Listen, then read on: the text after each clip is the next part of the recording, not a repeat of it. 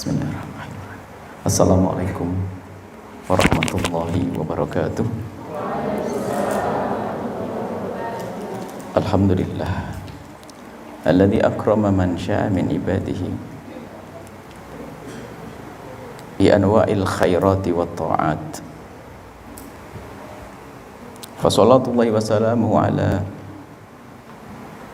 habibina sayyidina Muhammadin wa ala alihi wa ashabihi wa tabi'ina lahum bi ihsanin ila yaumiddin. Allahumma ya rabbana a'inna ala husnil muamalati bik, a'inna ya rabbana ala dzikrik wa syukrik wa husni ibadatik, a'inna ala ta'atik, a'inna ya rabbana ala anwa'il al-khairati wa ta'ati, urzuqna ya rabbana taubata qabla al-maut wa syahadata indal maut wal jannata ba'dal maut. Amma ba'du. Yang sangat kami cintai, kami muliakan para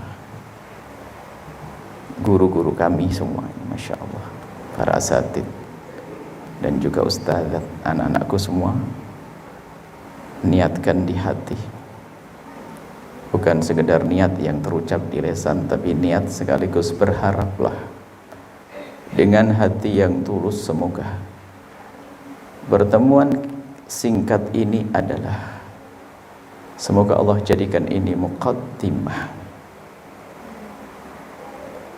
semoga Allah menjadikan pertemuan jasad kita ini adalah sebagai muqaddimah pertemuan hati kita di dunia dalam cinta karena Allah, dan menjadi muqaddimah pertemuan kita kelak di surga bersama baginda Nabi Muhammad SAW. Kalau pertemuan tidak diniati dengan niat ini dan tidak ada harapan dengan harapan semacam ini, maka itu pertemuan sia-sia. Lebih baik dibubarkan. Karena banyak orang berkumpul membuat satu perkumpulan tapi bukan karena Allah dan bukan untuk bersanding dengan baginda Nabi, adalah pertemuan sia-sia. Paling indahnya perkumpulan adalah perkumpulan yang dibangun karena kita ingin bersanding kelak bersama baginda Nabi Muhammad SAW.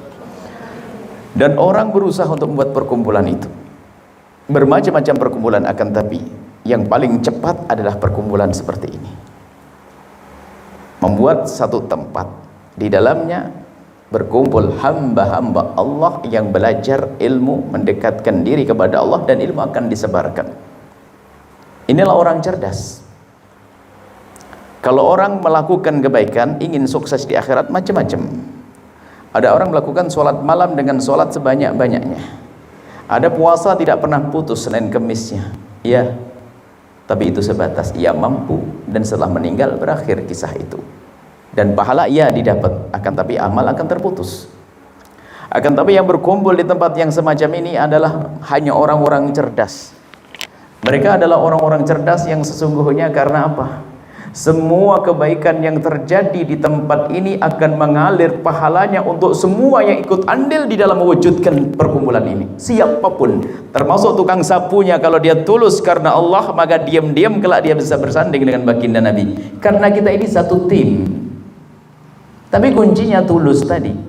Maka Imam Haddad selalu mengingatkan, di saat kita bisa dimudahkan oleh Allah di tempat yang seperti ini, tempat yang baik, yang perlu kita cermati adalah hati, niat kita itu benar karena Allah atau tidak.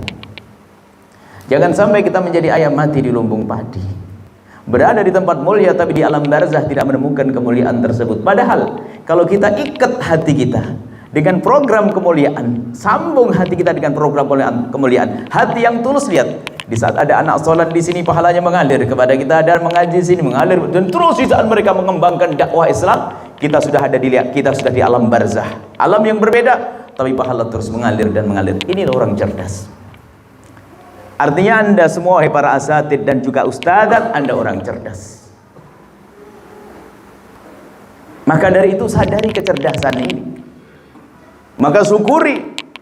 La in syakartum la azidannakum. Kalau kita bersyukur atas karunia yang Allah berikan kepada kita, janji Allah tidak pernah ingkar janji.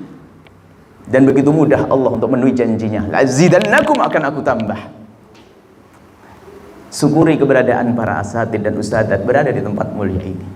Dan harus kita sadari Harus kita benar-benar sadari bahwasanya ini adalah satu karunia yang sangat agung yang Allah berikan kepada kita.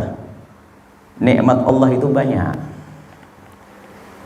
tapi nikmat yang hampir tidak pernah disyukuri oleh hamba Allah adalah nikmat kesempatan yang Allah berikan kepada kita untuk mendekatkan diri kepada Allah.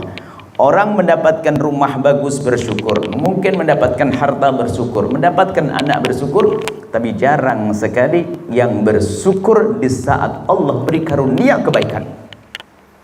Hampir tidak, jarang sekali. Maka yang bersyukur beruntung dia. Karena apa? Dengan bersyukurnya dia ada dua hal yang bisa didapat. Dia akan mempertahankan nikmat tersebut.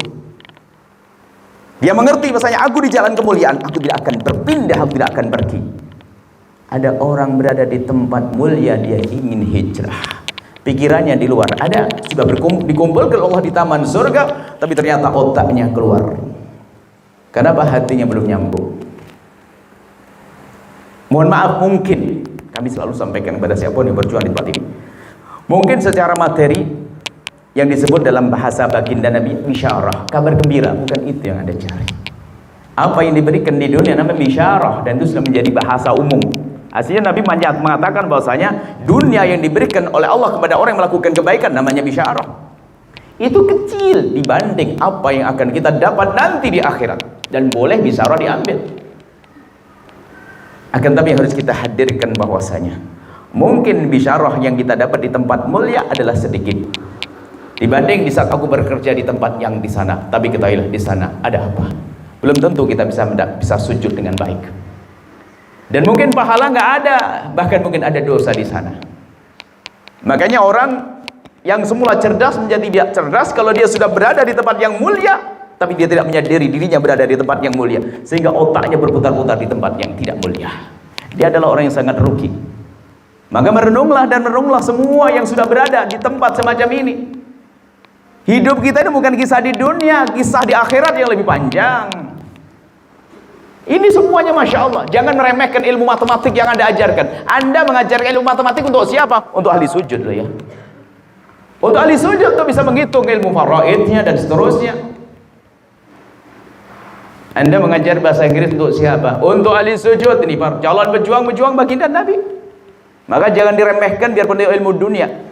Saya buat contoh, seorang guru bahasa Inggris yang hebat. Ada dua pilihan, ada dua model, dua orang. Satu sekolah. Kuliahnya bareng, prestasinya hebat bareng, gantian, ranking 1, ranking 2, terus IP-nya pun beriringan dengan dia. Yang satu, dia tidak pernah berpikir tentang akhirat, maka dia membuat kursus bahasa Inggris dan dia sukses. Keluar dari tempat kursus tersebut adalah guide menghantarkan orang melakukan zina, menghantarkan orang melakukan kehinaan, sukses dia. Tapi yang satu berpikir, ilmu bahasa Inggrisku akan aku berikan untuk orang ahli sujud. Ketemu di akhirat jauh tempatnya.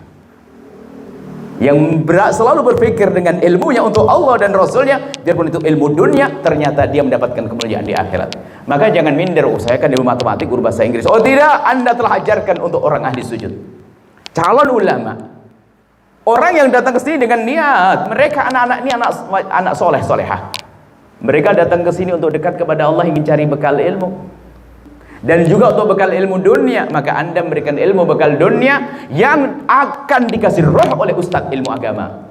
Berarti Anda sebagai mitra yang sudah punya kerjasama yang baik dengan ustadz guru agama. Hasilnya sama yang diperoleh oleh beliau dengan yang Anda peroleh wahai guru pendidikan umum, sama hasilnya. Di dunia saja Anda guru matematik, nanti di saat bersanding dengan Nabi Muhammad nggak ditanya lagi sudah. Oh kamu guru matematik. Maka yang perlu ditekankan adalah ini. Kesadaran, makanya banyaklah istighfar 1000 kali sehari kalau perlu. Kalau ternyata Anda di tempat yang mulia kok Anda gundah. Suatu ketika ada orang di tempat semacam ini, suami istri di tempat semacam ini, lalu suaminya berkata, sepertinya ekonomi saya kurang, saya akan kerja di tempat lain. Istrinya menangis, lalu suaminya pergi bekerja di tempat lain. Tenang, betul di tempat di luar dia mendapatkan uang bisyarah lebih, bahkan 3 kali lipat. Sudah kami ingatkan. Tapi ketahuilah bahasanya, selain tempat mulia semacam ini, banyak yang harus kamu bayar. Akhlak suami pun harus dibayar. Pergaulan suamimu harus dibayar. Biarpun kelihatannya banyak uang, akan tapi ketahuilah, dia akan gelisah. Betul, 1 tahun kemudian minta. Tuh, katanya gajimu sudah gelisah. Suami saya sudah subuhnya sudah sering hilang, temannya sudah nggak karu-karuan, wah macem-macem. Baru sadar bahwa ternyata tempat ini tempat istimewa, tempat mulia. Tidur pun kita mendapatkan pahala pada akhirnya. Karena kita sudah mendidik anak-anak. Ini harus kita yakin kepada semua yang mengurusi tempat semacam ini. Dari yang paling atas sampai paling bawah, tukang masaknya, sadari wahai tukang masak, seharusnya ada di sini. Kalau saya masuk satu tempat sampai tukang masaknya harus di sini, agar dia masaknya itu sambil mencurahkan bumbu, baca sholawat, biar bumbunya sholat kepada baginda Nabi Muhammad SAW, agar semuanya sambung, lezatnya lezat maknawi. Dimakan santri, santrinya benar nih, begitu. Dikit-dikit dengan Allah dan Rasulnya. Kalau tidak begini rugi Anda. Di tempat ini kalau pikirannya dunia saja, adalah itu tadi yang kami sampaikan, ayam mati di lumbung padi. Anda di tempat mulia disebut taman surga, Anda tidak memetik bunga-bunga surga, Anda tidak memetik buah surga, Anda tidak memetik keindahan surga. Ayo, yang masih gundah termasuk engkau wahai anak-anakku, sudah dipilih oleh Allah di tempat yang mulia. Di luar susah nak, di luar godaannya besar sekali. Kamu anak baik, tapi yang lain yang tidak baik menggodamu. Kalau kamu tidak bersyukur, akan Allah pindahkan ke tempat yang kamu sujud akan susah. Sholat subuh susah. Tapi kalian sudah berada di tempat yang mulia, syukuri. Dan hingga sampai Allah menjadikan ternyata tinggal di tempat ini kamu menikmati. Seolah-olah orang yang di luar dengan kebebasan dia nikmat, kegundahan Allah berikan di hatinya. Tapi kadang di pondok suruh pulang nggak mau. Ada santri begitu. Pulang hanya sebentar, sampai di rumah kangen pengen balik ke pondok. Sampaikan salam kepada teman-teman yang belum ada rindu ke tempat semacam ini. Ini tempat istimewa, taman surga. Dan kalian semua disebut Rasulullah sebagai wasiatnya Rasulullah, para santri. Dan yang ngurusi wasiatnya Rasulullah adalah istimewa. Dalam hadis Nabi, idza ja'akum qaumun yatlubunal ilma, jika datang kepadamu sekelompok orang yang menuntut ilmu, qulu lahum, sambut mereka dengan marhaban marhaban bi wasiyati Rasulillah. Sambut mereka adalah wasiatnya Rasulullah, wasiat pesanan khusus spesial dari baginda Nabi, wasiatnya Rasulullah. Dan Nabi bersama nuhum, perhatikan mereka. Maka siapa yang bisa memperhatikan para santri, memperhatikan dengan ilmunya, memperhatikan dengan hartanya, memperhatikan dengan pikirannya, memperhatikan dengan tenaganya, memperhatikan dengan panjatan doa, maka mulia bersama para santri dan kelak bersama baginda Nabi Shallallahu Alaihi Wasallam.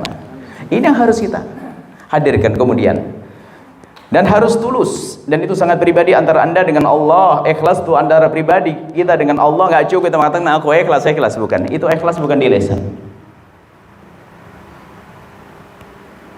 Orang kalau tulus dalam berjuang itu dia akan merasakan lezatnya berjuang itu, sehingga jamnya itu ada. Jadi kami sampaikan kepada para pejuang, para asatidz, ustadzah dan semuanya, di dalam dunia semacam ini harus ada 2 jam. Pertama, jam manajemen.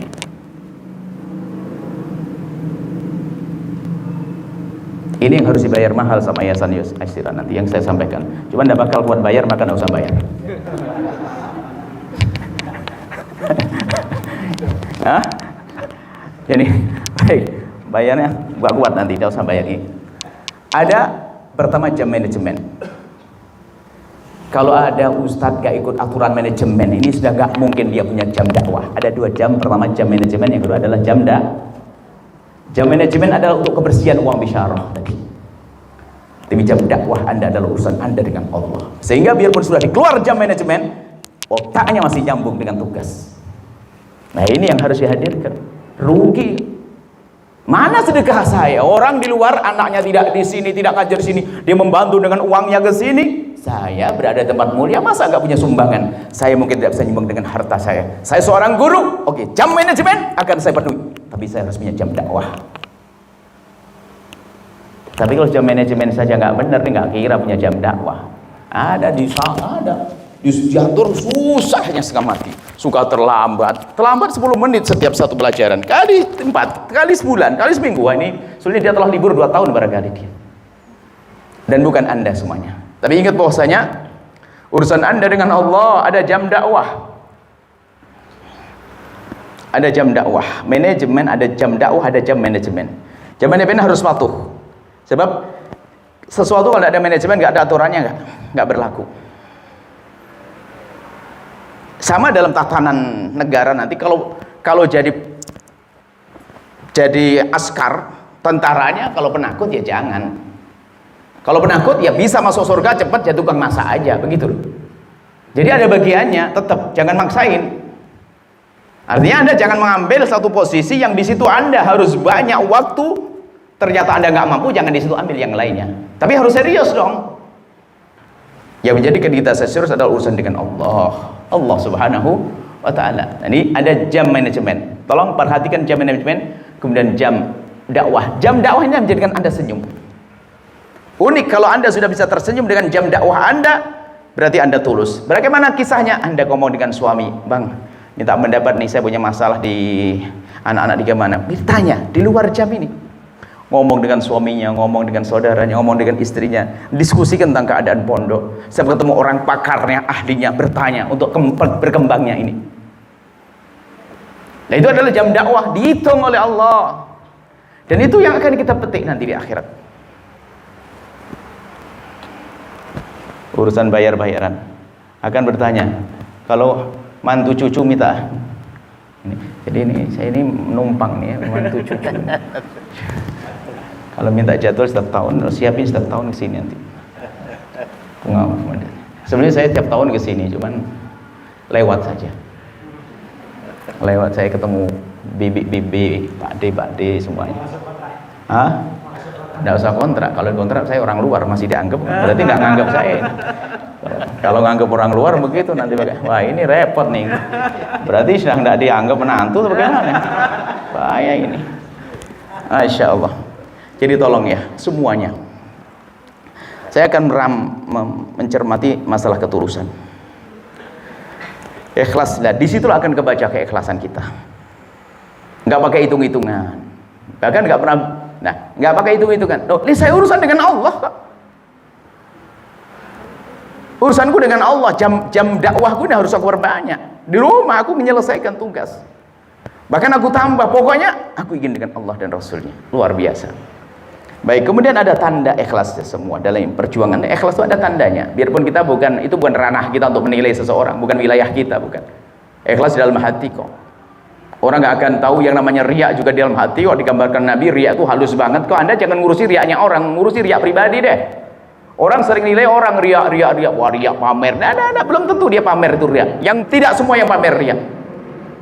Tidak semua yang pamer dan beramal baik itu riak nggak? Riak itu pribadi di dalam hati, tidak ada yang tahu kecuali Allah. Sampai digambarkan riak ketidaktulusan dalam orang berbuat baik itu halus sekali. Sampai digambarkan oleh baginda Nabi yang namanya riak itu akhfa min dabibin namlatis sada ala sakhratis sama fi lailatil zulma. Yang namanya riak, perusak amal tadi itu lebih lembut dari langkah kaki semut hitam yang berjalan di atas batu hitam di kegelapan malam. Nah, ngulangnya aja susah. Karena halus sekali namanya riak. Halus. Sudah, makanya jangan bahas riak. Jangan bahas riaknya orang, lembut banget. Riakku sendiri. Berbuat bukan karena Allah. Naudzubillah. Yang jelas pokoknya gini, pokoknya jangan Anda sudah merasa sudah ikhlas terus deh. Agar kita terus merangi penyakit riak. Kalau sudah Anda berani ngomong saya itu ikhlas, wah jangan-jangan memang tidak ikhlas. Wong ikhlas di hati kenapa dikeluarkan di lisan kita? Nah, ada tanda-tanda. Kita lihat di dalam diri kita sendiri. Kalau orang ikhlas itu kan melihat Allah. Sehingga dikatakan oleh Qadiyat, kalau orang berbuat baik karena orang berbuat baik, meninggalkan, ada orang takut berbuat baik karena takut dibilang riya. Wah, kalau saya berbuat baik kelihatan orang riya. Tarkul amali ajrin nas riya. Kalau kita meninggalkan kebaikan karena takut dilihat orang itu riya, bukan begitu caranya. Wal amalu ajrin nas syirik. Kalau berbuat karena manusia adalah syirik. Lah tanda ikhlas itu gimana dalam berjuang? Itu yang menjadikan kita kuat. Yang pertama, al-istiqomah. Kalau kita semua itu tulus berbuat karena Allah, yang kita harap berarti dari Allah, maka kita akan istiqomah. Saya buat contoh, yang kerja di pabrik tepung itu yang bekerja berangkat pagi pulang sore, karena dia tahu kalau kerja di situ setiap akhir bulan dikasih fulus, ya enggak? Kalau dapat kabar berita bahwasanya akhir bulan nanti gak ada gaji, kira-kira mau kerja enggak? karena mereka menduga bahwasanya di akhir bulan bakal mendapatkan gaji, maka mereka bisa hadir rutin tepat waktu. Namanya istiqomah. Hubungan keistiqomahan mereka yang bekerja ada hubungannya dengan gaji. Sekarang kita umat Nabi Muhammad, kita yakin tidak adanya pahala, kan begitu? Katanya kita mencari pahala dari Allah, atau bohong kita nggak cari pahala? Bukankah pahala dari Allah lebih agung daripada gaji itu sendiri? Nah, kalau kita meyakini ini bahwasanya aku mengharap pahala dari Allah, keridhaan Allah, maka dia akan istiqomah, melebihi istiqomahnya orang yang cari duit pabrik tebu tadi. Anak undang lagi pabrik tebu kelihatannya. Contohnya. Nah, dia serutin. Nah, kenapa kita kok ngerjain tidak rutin, berbuat baik kok tidak rutin, setengah-setengah? Berarti mungkin kita kurang berharap dari Allah. Atau bukan Allah yang kita harap. Atau ujiannya adalah bukan di saat dia mendapatkan, dia sudah mendapatkan, atau mohon maaf, diberi oleh Allah sesuatu yang lebih. Misalnya apa? Jangan sampai ngajar ilmu agama atau bekerja, berjuang di tempat mulia ini di saat kita kurang mampu. Ujiannya adalah di saat Anda diberi oleh Allah kekayaan. Masih berjuang atau tidak? Berarti kalau sudah tidak berjuang, berarti dulu berjuang di tempat ini hanya mencari dunia tadi. Na'udzubillah. Mestinya, wah, saya sekarang jadi orang kaya raya, tetap dong saya berjuang. Bahkan kalau dulu saya berjuang dengan ilmu saya tambah berjuang dengan harta saya. Itu ikhlas. Pilih begitu enggak? Mau enggak? Amin. Mau. Kalau saya mau berjuang, jangan pakai tenaga saja. Kalau perlu aku tenagaku, hartaku sekalian. Wah, hebat dia. Berarti surganya gede banget, tinggi banget pangkatnya itu. Jadi istiqomah. Jadi kalau sudah orang nggak istiqomah, pengen maju mundur, ini dia ragu, seolah berkata gini, ya Allah, percuma ini, kayaknya akhir bulan nggak dikasih sama bos, nggak dikasih gaji di pabrik tebu, kayak gitu, seolah ngomong, ya Allah, engkau nggak bisa beri pahala buat saya, kan kurang ajar pada Allah. Makanya kalau nggak istiqomah itu yang tercoreng hatinya. Yang kedua, al-itqan, serius. Coba, sekarang kan zamannya CCTV. Itu yang kerja di pabrik apa saja itu dipasang CCTV, kemudian sudah dapat informasi dari bos, kalau kau serius kerjamu dapat bonus 3 kali lipat. CCTV-nya nyala, kerja bener, bahkan dengan sengaja dia akan nongolkan wajahnya di tempat CCTV. Karena apa? Biar dilihat sama bos. Kalau tiba-tiba CCTV-nya mati, selonjoran mati, selonjoran. Nah, bos CCTV bisa mati dan bos bisa tidur, tapi kita berjuang dengan Allah Jalla Jalaluhu. Kenapa kok kurang serius? Masa berjuang hanya karena dilihat oleh pengurus, oleh pembina yayasan atau ketua yayasan atau kepala sekolah? Kok remeh banget? Masa saya berbuat baik begini hanya pengen lihat manusia? Rugi dong.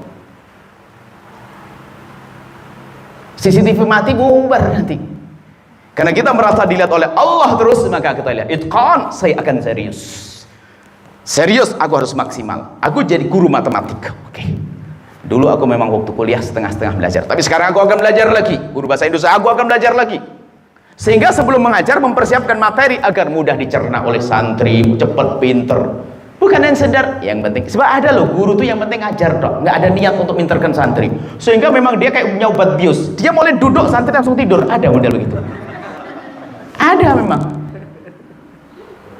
Nggak begitu dong, serius dong dia. Bagaimana? Kenapa kok santri nggak paham? Mungkin yang kurang saya rekam, ternyata betul saya rekam sendiri, saya sendiri tidak paham bagaimana santri paham. Begitu, koreksi agar itqan, serius. Dan semuanya bisa, yang mengatakan saya nggak bisa. Terus kita asah ilmu kita itu. Sudah tekunin, nggak usah berkhayal, oh saya guru matematik, saya besok nggak pengen ngajar fikih, nggak usah. Jadi guru matematik yang serius. Serius sih sudah, biar anak-anak kita pinter dalam bidang ini. Gitu. Singkat. Karena saya belum ziarah ke bude-bude ini. Nanti batal ziarah, nanti dicewer saya nggak boleh ke sini kan. Wah, ini mantu kurang ajar nanti. Mending saya potong di sini nggak apa-apa, nanti nggak boleh ke sini nggak apa-apa. Saya ke bude masih. Yang ketiga adalah ingat, kalau Anda serius tulus karena Allah, Anda tidak pernah berpikir apakah jadi ekor atau jadi kepala. Pegang ini yang paling berat. Kadang di tempat baik mikir ribut siapa yang jadi kepala, siapa yang jadi ekor. Allah, innalillah. Ngurus masjid kecil berantem. Nggak bisa. Siapapun jadi kepala, nggak penting, kepala sekolah, kepala ini, nggak penting. Yang penting aku berjuang di sini. Maka biarpun saya jadi tukang sapu, itu sapu penyapu di tempat mulia. Seperti itu. Jadi apa tadi? Yang ketiga adalah tidak pernah berpikir apakah jadi kepala atau jadi ekor. Yang penting aku bersama rombongan baginda Nabi Muhammad sallallahu alaihi wasallam. Ini hal-hal. Kemudian sedikit kami tutup dengan masalah silaturahmi ya. Anak-anakku yang soleh, ada pesan buat santri ini. Kalau pengen sukses, 2 kunci. Yang pertama, urusanmu dengan guru yang benar. Yang kedua, urusan dengan orang tuamu. Pesan, kalau sudah sampai di rumah pas liburan apa? Jadilah kau abdi ibunda dan ayahandamu. Khidmah kepada ibunda dan ayahandamu. Sudah harus pandai belajar nyajikan kopi, mencuci piring, cuci baju. Pokoknya gimana kalau kalian pulang adalah senangkan ibundamu. Sampai kalau tiba-tiba ibundamu bangga kepadamu, pintu langit dibuka. Doanya dikabul langsung ini. Gara-gara apa yang kau lakukan. Jangan sampai seperti itu, kan anak yang nggak kenal Allah dan Rasulnya. Ada anak kuliah atau anak sekolah, kalau lagi libur hari Sabtu itu pulang langsung bawa baju kotor. Ngomong, "Ma, tolong Ma ya, sebelum malam Senin sudah bersih setrika semua ya Ma, jangan sampai telat Ma." Kurang ajar banget, betul nggak jadi menantu. Kalau sudah lamaran tak batalin orang kayak begitu. Kok kurang ajar sama orang tuanya, bawa baju kotor bentak-bentak lagi. "Mama jangan telat Ma, pokoknya harus sih." Ajib. Kau yang harus jadi babu ibundamu. Ayo anakku, kau jadi budak ibundamu di rumahmu. Kalau pengen sukses, kunci pegang ini. Kalau sudah kau pegangi kunci ini istimewa. Di rumah kalian dengan ibundamu, lihat lebih banyaklah engkau di saat duduk dengan ibundamu, lihat lebih banyak matamu melihat ke bumi, jangan banyak melihat ke langit. Terus begini kalau bicara, yang lembut, yang indah. Allah, nah, ibundamu bangga, ayahandamu bangga, pintu langit dibuka, doanya dikabul, gampang pinternya, gampang suksesmu. Di saat di pesantren, patuh dengan peraturan, sebab semua peraturan di pondok demi kebaikan. Dan yang pernah melakukan kesalahan jangan terlalu terpuruk, anak-anakku semua. Memang target pondok itu tinggi. Biasa ada pelanggaran, sebagian gara-gara melanggar lalu dihukum terpuruk, bubar lari. Oh tidak. Siapa yang tidak pernah bersalah, nak ya? Anak hebat adalah pernah melakukan kesalahan, segera sadar. Ya, guru, kepada guru istimewa. Doakan gurumu setiap habis sholat. Kalau kita mulai kenal guru, saya berusaha untuk mendoakan guru setiap habis sholat. Kalau saya doakan sekali saja, saya nilai saya ini agak durhaka kayaknya. Bahkan bisa durhaka beneran. Mendoakan guru setiap habis sholat, doanya sederhana. Doa apa yang kamu inginkan dari kebaikan? Baik, kemudian masalah silaturahmi, saya menutup singkat. Karena hakikatnya harus silaturahmi sebenarnya yang kita bahas silaturahmi. Cuma tadi ada isyarat-isyarat yang di masalah, saya bahas itu dulu. Silaturahmi itu sederhana. Kalau orang semua ahli surga itu ternyata di dunia sudah merasakan surga. Ahli surga itu sebenarnya di dunia sudah merasakan surga. Maka kalau di dunia tidak bisa merasakan kayak di surga, maka itu ahli neraka. Apa surga di dunia itu? Hati yang lapang, hati yang mudah bersyukur atas karunia Allah, nggak punya dendam, nggak punya permusuhan. Kalau bulan Ramadan berpuasa, orang akan menjadi orang bertakwa. Takwa itu apa sih? Kan begitu sederhananya. Takwa itu adalah engkau baik dengan Allah, urusan pribadi, tidak usah cerita ke saya. Urusan pribadi dengan Allah, sholat 5 waktu tok saja. Seandainya puasa Ramadan oke, haji kalau punya duit, zakat kalau sudah punya uang. Setelah itu yang paling berat adalah urusan dengan Allah, ternyata sangat mudah. Urusan dengan sesama manusia. Bagaimana kita dengan manusia seperti di surga? Hilangkan penyakit yang sangat dibenci oleh Rasul dan menjadikan sebab pahala kita habis. Benci dan dengki, pangkas. Untuk memangkas pertama adalah jangan mengatakan Anda tidak punya dengki dan benci. Itu dulu sadari. Nggak lihat temannya sukses agak manusia berarti Anda, bukan malaikat. Sudah benar Anda manusia. Cuman kehebatan kita adalah di saat kita perangi, pastikan jangan keluar ke mulut, Jangan keluar ke perilaku. Allah, tetanggaku sukses duluan. Saya punya toko dari dulu gak rame-rame, tetanggaku lebih rame. Sekarang saya kasih resep agar Anda di dunia menjadi penghuni surga. Itu kan resepnya para wali. Saya pun masih mencoba mengamalkan, biarpun banyak ganjalannya. Manusia bener saya. Nah, kuncinya sederhana. Ada kebencian, ada dendam, itu adalah manusia. Tapi hebatnya, manusia itu diberi oleh hawa nafsu. Ternyata hawa nafsu itu adalah roket, pesawat untuk meluncur pada kemuliaan. Kapan di saat kita bisa mengatur hawa nafsu kita? Malaikat sudah pangkatnya begitu-begitu saja, tapi manusia bisa melampaui pangkat malaikat di saat dia bisa merangi hawa nafsunya.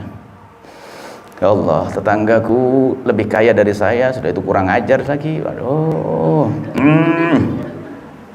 Jangan dituruti ngiri Anda. Ini bukan urusan saja, urusan lembaga pendidikan, urusan dakwah. Hasud namanya. Hasudnya Ustadz, oh serem lagi lah, hasadaka hasadil ulama. Tidak ada hasud lebih serem dari hasudnya Ustadz. Mestinya kalau ada Ustadz punya majelis besar di sana, senang, lumayan umat Nabi Muhammad telah ditampung oleh dia, kan begitu mestinya. Wah, ini malah ramai. Ustadz lulusan mana dia? Lulusan lokal. Karena dia luar negeri, mungkin begitu maksudnya. Udah ada hasudnya, hasud, nyiksa. Sudahlah, goodbye, selamat tinggal dengan hasud. Percaya. Nanti saya kasih resep.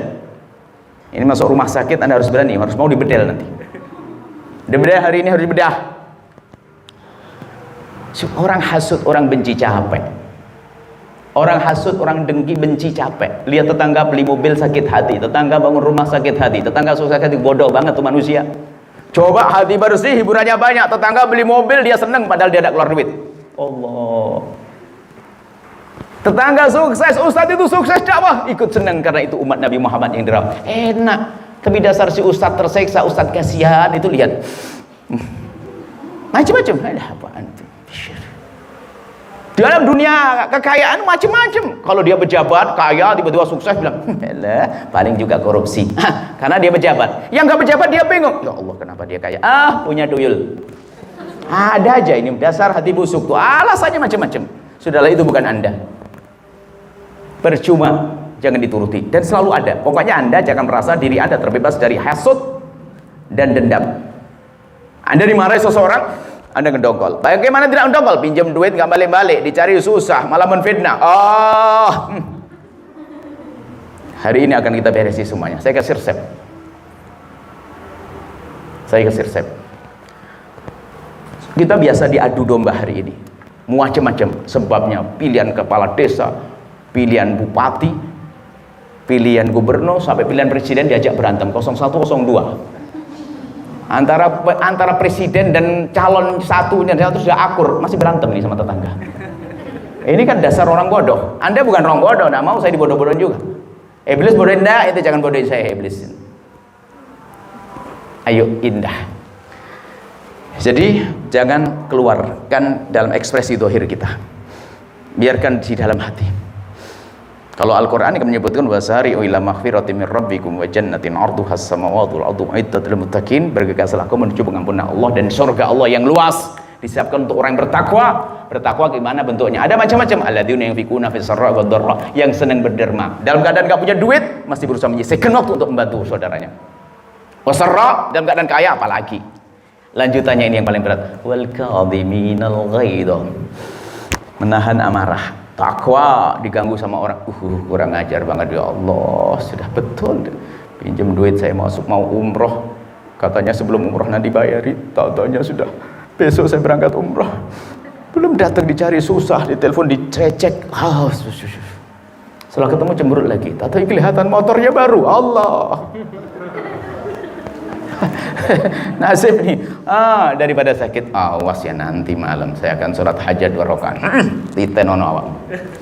Bismillahirrahmanirrahim. Ya Allah, itu temanku kurang ajar banget ya Allah. Dia ada apa ya Allah? Tambahkan rezekinya ya Allah. Jadikan istrinya tambah cinta ya Allah. Jadikan anaknya suka semua ya Allah. Berikan segala kebaikan ya Allah. Ampuni dia ya Allah. Jangan hukum dia ya Allah. Bisa enggak doa begitu? Harus bisa. Kalau memang tidak bisa, memang namanya operasi berat. Kalau belum dikasih obat bius akan begitu. Saya kasih obat bius nanti, jangan khawatir. Yang jelas semuanya harus berjanji. Setelah dari tempat ini, cari orang-orang kurang ajar. Percaya. Anda pengen berobat. Benar, kalau Anda biarkan Anda akan capek dengan orang-orang itu. Gimana kita menjadi orang kebal, dicaci, diganggu sama orang? Sederhana, kata Imam Ghazali. Kalau ada orang ngolok kamu, mencaci kamu, tinggal kau renungi dirimu. Apa Imam Ghazali? Coba kau pikir, kalau kamu memang jelek, pantas diolok, kenapa kamu marah? Iya. Dan kalau ternyata dia ngolok kamu dan kamu memang orang baik, ya kenapa juga marah? Enak kan? Jadi kalau Anda diolok oleh seseorang dan Anda memang pantas diolok, ya nggak usah marah, memang pantas diolok. Kalau memang Anda nggak pantas diolok, alhamdulillah dia mengolok saya padahal saya tidak jelek, kan gitu. Enak saja hidup. Jangan kurang aja dicatat. Demi Allah aku tidak rela saya tunduk dan jam begini di tepi ini dia kurang ajar sama saya. Ya Allah, nasib buruk. Saya itu minta pada Allah, ya Allah, kalau ada orang berbuat salah pada saya, jadikan menit itu saya lupa. Saya bikin minta pada Allah lupa. Dan saya gampang lupa betul. Saya marah sama anak itu, muka-mukanya besok, oh tadi saya marah dengan dia, lupa. Dan saya harus minta, saya minta. Saya minta Allah, jangan sampai marah saya itu berlanjutan. Saya manusia marah, ya Allah. Kadang saya marah dengan orang yang berbuat, oh ya Allah, harus diantami ya Allah, semoga rezekinya tambah banyak. Kurang ajarnya banget ya Allah, tapi rezekinya banyak. Anda lakukan itu. Sebab kalau Anda tidak benahi ini hati, akan rusak urusan Anda dengan siapapun, termasuk dengan orang tua tidak baik, dengan saudara rebutan waris. Ada atau tidak? Ada, padahal kaya semuanya, ajib. Rebutan meja patah kaki. Kalau sudah urusan waris yang setan gedenya, nggak penting, padahal dia kaya, ajib. Dan kadang semakin pintar semakin jahat dalam urusan waris. Kita selalu sampaikan dalam urusan ini, setan yang gede untuk memisahkan antara saudara dengan saudara. Setan yang gede, bukan urusan warisannya. Dia yang rebut waris bukan saja orang kaya, orang melarat pun rebutan waris. Dikerobek bikin rebutan. Bukan saja orang bodoh, orang pinter, alim, kiai meninggal dunia punya anak 2. Jadi kiai muda rebutan kantin pondok. Kenapa kamu jual onde-onde? Saya sudah jualan. Lah, onde-onde. Memang orang bodoh begitu, biarpun katanya belajar ilmunya, enggak bodoh dia. Tapi kalau orang hatinya baik, tidak akan berpikir sampai di sana. Bahkan mungkin melihat tetangganya, ya Allah, dia jual onde-onde kayak saya, mungkin dia pengen kaya kayak saya. Ada pelanggan, jangan kesini terus dong onde-onde saya. Tetangga itu loh kau beli, itu saudara saya. Tapi enakan kamu, sudahlah beli ke sana nanti jadi enak. Gitu dong, itu ada saudara hebat. Malah marah, kenapa kau jual onde-onde? Nggak teguran. Ini kacau, padahal sama-sama ustadz. Ada rebutan kan, rebutan kos-kosan pesantrennya. Macam-macam, saya nemu itu nggak beres-beres itu. Allah, innalillah, ngapain begitu? Jadi sebetulnya bukan permasalahan dia anaknya kiai atau dia seorang pedagang, bukan hatinya kotor. Kalau sudah hati busuk, jadi apapun busuk. Kalau jadi pejabat, dia adalah orang yang bakal menuruti hasudnya, menuruti dengkinya, bisa mengambil duit pemerintah. Allah Akbar, ada kabar gembira ini. Masuk di hati kayaknya ini. Ada adzan.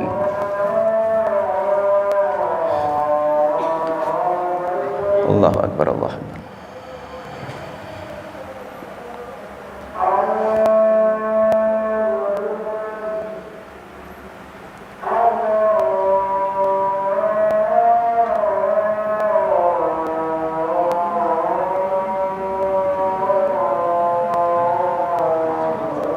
Allah Akbar, Allah Akbar.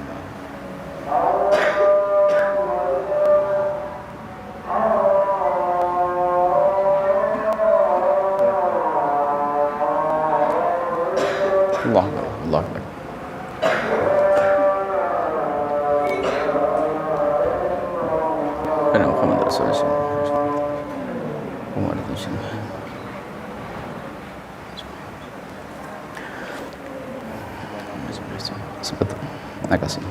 Sebetulnya adzan itu kalau kepanjangan tidak sunnah lagi itu didengar. Karena masalahan kalau panjang banget itu menghabiskan waktu. Jadi kalau kepanjangan tidak sunnah didengar. Kalau mendengar boleh-boleh saja. Nah, nematnya sudah lebih. Itu kata qurra dan kata fikih. Bukan kata curi tukang adzan. Ya, adzan itu ada, fikih adzan itu ada sebetulnya. Cuma di masyarakat sudah salah, jangan suka nyala-nyalain juga. Cuman nanti kalau punya lembaga atau ini adzannya yang merdu, indah, tapi jangan panjang-panjang. Nah, gitu. Kalau panjang menjadi tidak sunnah untuk didengar. Kita lebih baik sibuk dengan yang bermanfaat. Baik. Kemudian tadi, jadi kalau sudah hati itu gak benar, jadi apa saja. Jadi pejabat, makan duit rakyat. Jadi pengurus masjid, kota amal masjid hilang. Jadi pembantu di rumah tangga jualan, beli sayur, belanja harga 500 dinaikkan jadi 800. Bohong semuanya. Karena nuruti kotoran hatinya, pengen dianggap punya duit, kaya dan sebagainya. Baik, selesai. Kita masuk tadi sudah kami sampaikan, pokoknya Anda kalau punya masalah dengan seseorang pastikan Anda bisa doakan doa kebaikan. Makanya pastikan mulai hari ini juga jangan biasa doain jelek deh kepada siapapun. Biarpun dia berhak untuk doain jelek. Dan memang betul, pernah suatu ketika ada seorang presiden di satu negara yang Masya Allah kurang ajar betul. Saya sudah niat Pak doain semoga Allah menghancurkan dia, semoga ini. Saya ingat, waktu saya mendoa ingat Umar bin Khattab, saya tidak merubah. Langsung, ya Allah berikan petunjuk pada dia. Kalau dia masuk Islam kan rakyatnya masuk Islam semuanya. Berubah saya. Gara-gara ingat Umar bin Khattab saya. Memang lebih baik hari ini bukan hari normal. Lebih baik saya mendoakan dengan doa baik daripada doa jelek. Saya pastikan. Biarpun dia orang jahatnya kayak apa, mending. Kalau seandainya ada presiden di negara mana yang paling jahat kalau masuk Islam, kan kayak Umar bin Khattab, kayak Khalid bin Walid. Sebetulnya bukan untuk itu, untuk saya melatih agar saya tidak biasa doakan orang dengan doa jelek. Sudah pastikan Anda jangan doain jelek pada siapapun, rugi. Kalau marah betul dibantu dengan doa baik. Orang Arab tuh punya kelebihan, kalau marah itu kalimatnya baik. Coba, orang Arab kalau marah itu Allah yahdik. Allah yahdik itu maksudnya Allah semoga memberikan hidayah kepadamu. Tapi jangan macam-macam di mukanya orang Arab Anda ngomong Allah yahdik, itu tempeleng nanti. Allah yahdik kok kurang ajar, padahal doa kan. Sebenarnya doa itu melatih lesan agar tidak ngomong yang jelek. Biasakan Anda mulai hari ini, apalagi zamannya komentar di YouTube, kalau saya alhamdulillah saya tidak pernah lihat komentar saya. Komentari apa saya ngomong, pokoknya saya berusaha ngomong agar tidak nyakiti orang, biarpun pasti banyak tersakiti, namanya manusia, agar saya berbenah. Jangan komentar yang jelek kepada siapapun, biarpun dia kurang ajar kayak apa, tumpangi dengan kalimat baik. Doa berat banget nih, doain kurang ajar banget sama Allah. Oke, karena berat ada obat biusnya. Yang pertama adalah hadis Nabi SAW yang pernah juga kami sampaikan di sini, tak salah. Ada hadis Nabi, "Mamin abdil muslimin yaturi akhil muslim yang la dhahril ghaibi la qala al malaku wa la kabimithrin." Tidak ada seseorang mendoakan orang lain di saat orang itu tidak ada di hadapannya, atau di saat punya masalah dengan orang tersebut. Kalau Anda mendoakan orang yang bermasalah dengan Anda dan orang itu tidak ada di hadapan Anda, langsung dijawab oleh malaikat mohon pada Allah, wala kabimithrin, kau dapat yang serupa, langsung dikabul. Saya ingat guru saya, kalau pengen dikabul doamu jangan bingung-bingung, tidak usah nunggu ke multazam kapan umrohmu, tidak usah datang ke kiai atau habib fulan, jangan-jangan kamu tidak ketemu, langsung aja doain orang yang paling kurang ajar tadi dengan doa kebaikan, maka kamu akan dapat duluan. Wah, enak deh. Makanya kalau kita ada punya masalah di pondok, keuangan nipis, cari siapa kurang ajar sama saya ini, Allah, nggak ada, dia bingung dia. Padahal itu adalah sebenarnya saya ingin numpang saja dalam doa. Wah, ada kurang ajar nih, nyaci maki, cari, tolong di Facebook barangkali ada orang jelek-jelek, saya pengen tahu namanya. Kalau dikirim hadiah sekalian, kirimi fulus. Makanya kalau Anda pengen saya kirim hadiah, ada caci maki saya, biar saya kirim hadiah. Enak, dapat hadiah saya doain doa baik. Nah ini bagi saya lumayan, Allah berikan gede, saya yang keluarkan sedikit ya. Paling hadiah apa sih, bingkisan kecil, sarung kalau laki-laki begitu, udah perempuan mekena kan gitu aja. Tapi saya dapat besar dari Allah. Pastikan Anda seperti itu. Pokoknya doakan dengan doa baik. Kalau Anda susah mendoakan doa baik, ingat hadis Nabi. Kalau aku mendoakan dia, Allah kasih buat saya duluan sebelum dia. Sudah masuk buat biusnya ya. Sudah mulai reda ya. Bisa insya Allah. Mulai ingat aja ya Allah, hajatku paling banyak apa ya Allah, yang jomblo belum dapat ya Allah, semoga temanku itu cepat nikah ya Allah, tidak apa-apa dulu saya, malah kamu duluan digituin. Ada yang jomblo masih banyak. Kalau ada yang jomblo itu jangan salahkan dia, salahnya pengurus ya, sana nggak pernah mikirkan dia, nyarikan bagaimana harus bagaimana, jangan hanya manajemennya saja, manajemen pernikahan, karena kalau salah pilih hilang dari sini. Betul kan? Masya Allah. Sampai di sini saja insya Allah ya. Obat biusnya sudah masuk. Saya tambah obat bius lagi. Saya pernah, karena ada nanti kalau di padang mahsyar itu ayam jago itu dibangkit oleh Allah untuk menuntut kepada yang mendolimi. Ayam jago dipatok oleh ayam jago yang lainnya, diizinkan untuk menuntut. Jadi nanti ada kesempatan bagi siapapun yang didolimi siapa untuk menuntut di padang mahsyar.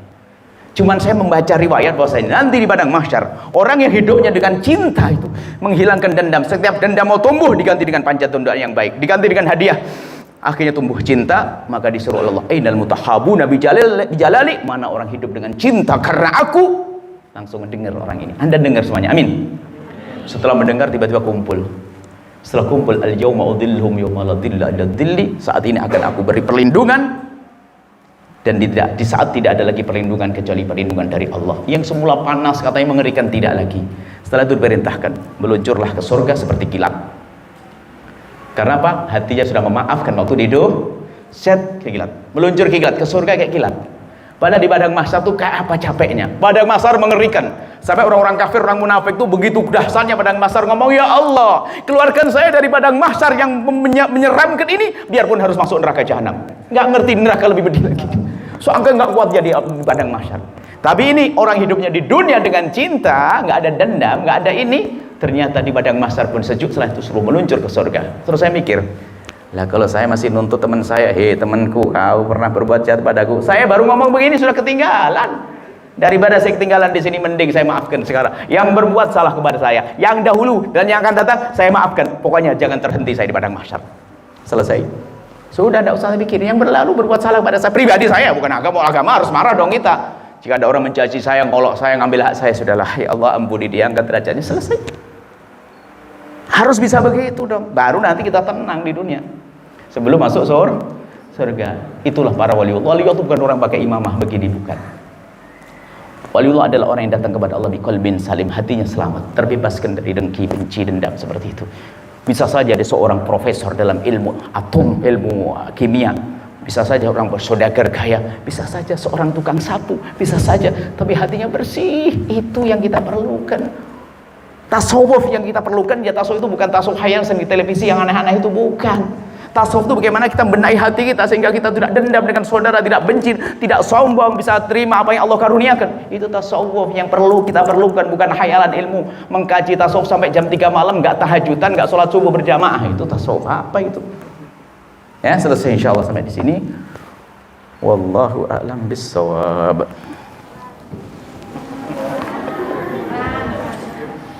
Alhamdulillah.